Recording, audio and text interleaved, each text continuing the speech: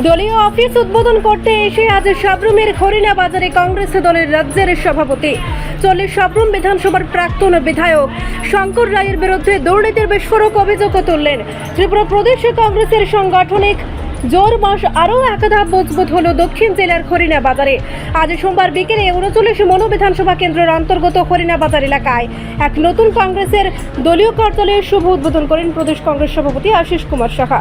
অনুষ্ঠানে উপস্থিত ছিলেন প্রদেশ যুবক কংগ্রেসের সভাপতি নীলকমল সাহা, প্রদেশ মহিলা কংগ্রেস সভানেত্রী সর্বাণী চক্রবর্তী, দক্ষিণ জেলা কংগ্রেস সভাপতি মৃদুল পাটারি সহ অন্যান্য জেলা ও ব্লক নেতৃত্বরা। দলীয় অফিস উদ্বোধনের পর নেতাকর্মীদের নিয়ে একটি মিছিল হরিণা বাজারে ঘুরে এক পথসভায় রূপ নেয়। সভায় বক্তারা বিজেপি সরকারের জনবিরোধী নীতির তীব্র সমালোচনা করেন এবং ত্রিপুরায় কংগ্রেসকে বিকল্প শক্তি হিসেবে তুলে ধরার বার্তা দেন।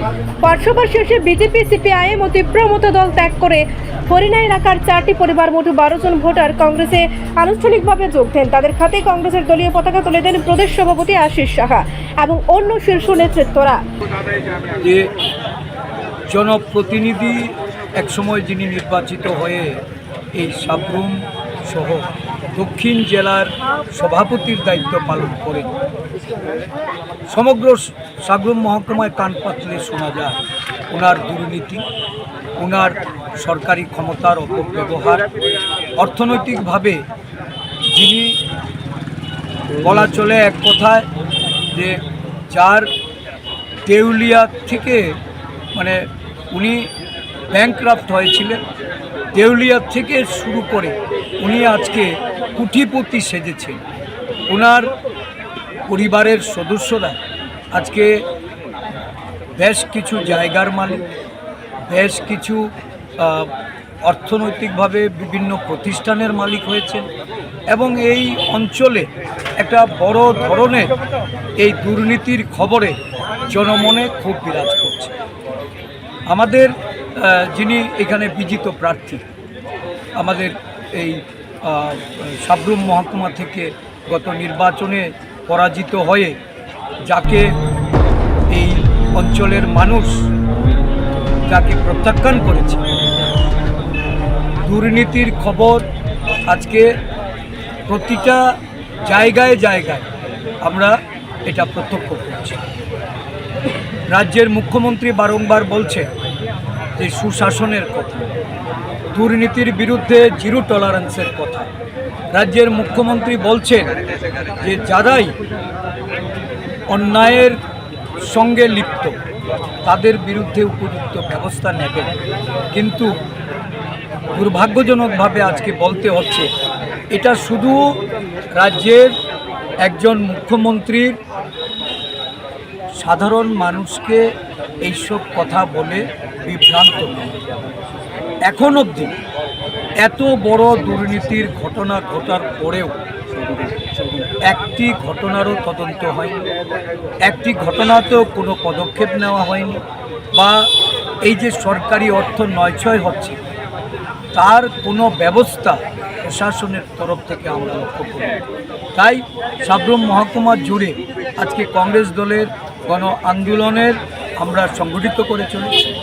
বুধবার এই আদিবাসীদের উচ্ছেদের যে ষড়যন্ত্র হয়েছে, সেই ষড়যন্ত্রের বিরুদ্ধে আমরা রুখে দাঁড়ানোর জন্য সাবরুম মহকুমাবাসী আমরা সেখানে আওয়াজ তুলেছি ঐক্যবদ্ধ হওয়ার জন্য এবং এই রাজ্যের স্থিতাবস্থা বজায় রাখার জন্য। মানুষের উন্নয়নের অর্থ যারা লুটে নিচ্ছে তাদেরকে চিহ্নিত করে তাদেরকে সামাজিকভাবে তাদের বিরুদ্ধাচরণ করে প্রতিবাদী হওয়ার জন্য আজকের এই পথসভার মাধ্যমে আমরা এই বিষয়গুলি তুলে ধরে সাবরুমবাসীকে আমরা আগামী দিনে একটা বিকল্প দল রূপে জাতীয় কংগ্রেসের পতাকা তলে সামিল হওয়ার জন্য আমাদের দলের পক্ষ থেকে আমরা আবেদন করছি। লক্ষ্য করছেন সারা রাজ্য জুড়েই মানুষ বিভিন্ন দল ত্যাগ করে কংগ্রেস দলে আসছে। আজকেও এই পথসভার মধ্যে 4 পরিবারের আমাদের প্রায় 21 জন ভোটার তারা যোগদান করেছে। কংগ্রেস দল ধীরে ধীরে সারা রাজ্য জুড়ে যে কর্মসূচির মাধ্যমে আমাদের সাংগঠনিক যে ব্যক্তি, এই ব্যক্তি আগামী দিন এখানে ব্যাপকভাবে পরিবর্তনের পক্ষে সাধারণ মানুষকে সামিল করবে। আজকের পথসভার সভাপতিত্ব করেন 39 বড় ব্লক কংগ্রেসের সভাপতি সেলাফ রুমান। কংগ্রেসের নেতৃত্ব জানিয়েছেন, এই যোগদান প্রমাণ করে মানুষ বিজেপি, সিপিএম ও তীব্রমতার বিকল্প খুঁজছে। কংগ্রেসের সেই শক্তি যারা গণতন্ত্র, শান্তি, উন্নয়নের পথ দেখাতে পারে।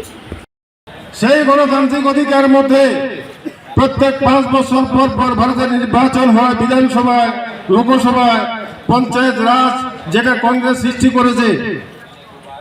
এই নির্বাচনের মাধ্যমে জনপ্রতিনিধি তৈরি হয়। এই জনপ্রতিনিধিরা আপনাদের দুঃখ দুর্দশা দেখবেন, যার যার সুবিধা মতো সাহায্য সহানুভূতি করবেন। এটাই ভারতীয় গণতান্ত্রিক দেশের নিয়ম এবং আমাদের সংবিধানও বলে দিয়েছে। নির্বাচিত প্রতিনিধিরাই তো আপনাদের দেখভাল করবে। কিন্তু নির্বাচিত জনপ্রতিনিধিরা 4 তলা বিল্ডিং করে হোটেল বানাচ্ছে, কোটি কোটি টাকা কামাচ্ছে। এই কি আপনারা দেখছেন না? এটা কি নির্বাচিত প্রতিনিধি? ব্যবসা করার জন্য কি ভোট দিয়েছিলেন?